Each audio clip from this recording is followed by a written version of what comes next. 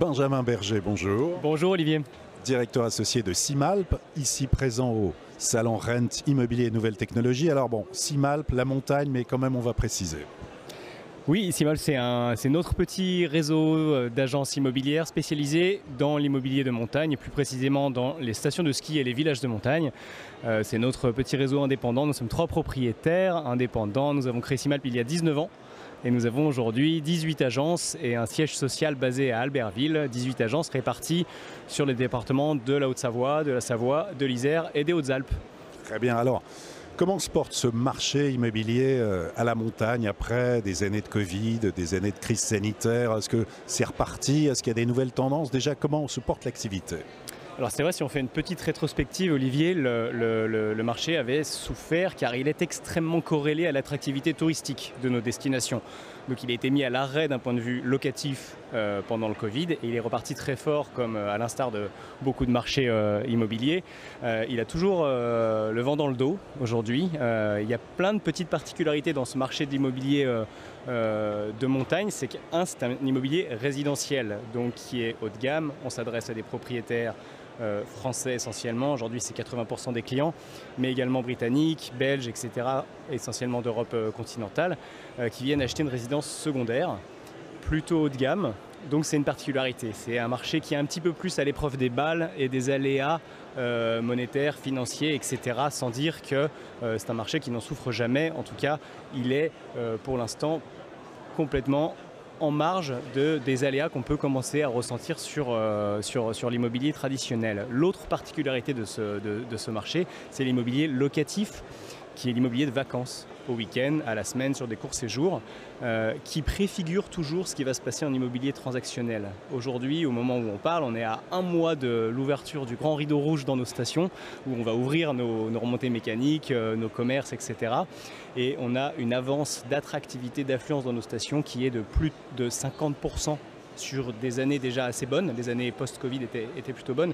Donc on sait qu'on va faire une bonne saison en location, donc plein de clients en station pour visiter des biens et le cas échéant acheter. Donc on est plutôt confiant et optimiste. Comment se développent les stations en village? Est-ce qu'il y a des tendances comme ça? Est-ce que vous pouvez nous dresser un peu un panorama?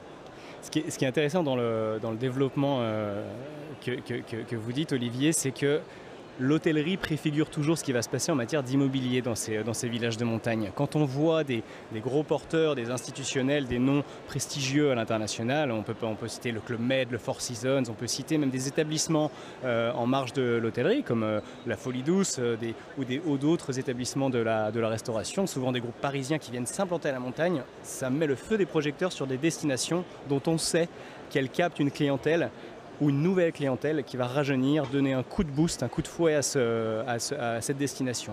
Dès qu'on a de l'après-ski, une diversité de l'offre et des activités, on va dire outdoor, indoor, etc., l'immobilier va monter en gamme puisque la clientèle sera venue d'abord en hôtellerie pour résider 1 an, 2 ans, 3 ans, on parle de saison chez nous, avant de, le cas échéant, se porter acheteur. Alors, où ça justement?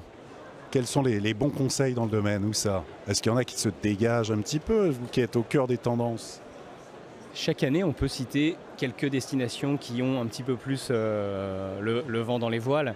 On a eu Val d'Isère pendant quelques années, ça reste encore une station qui est the place to be, qui est un petit peu le centre du monde pendant 120 jours.